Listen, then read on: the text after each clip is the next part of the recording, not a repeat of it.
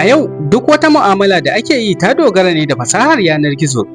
Muna tura saƙonni masu yawa a kullum, muna yin amfani da kafafen sadarwa. Ko da yaushe wayoyinmu suna tare da mu, muna shigar da bayanai masu yawan gaske a duniyar yanar gizo.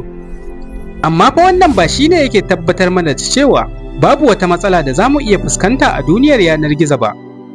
Duniyar yanar gizo cike take da 'yan damfara, madatsan na'ura, masu yaɗa labaran ƙarya, kasuwar saida bayanai, ɓoyayyiyar kasuwar munanan abubuwa wato darknet, da sauran abubuwa da yawa.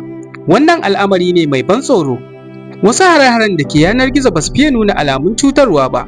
Hanyar tsaron na'ura wato cyber security wata hanya ce da ake bi domin kare na'urori na kwamfuta ko account da kuma bayanai masu muhimmanci daga muggan hare-haren na'ura da ke faruwa a duniyar sadarwa.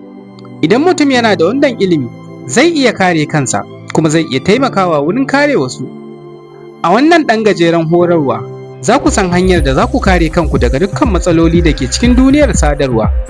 Mu je zuwa.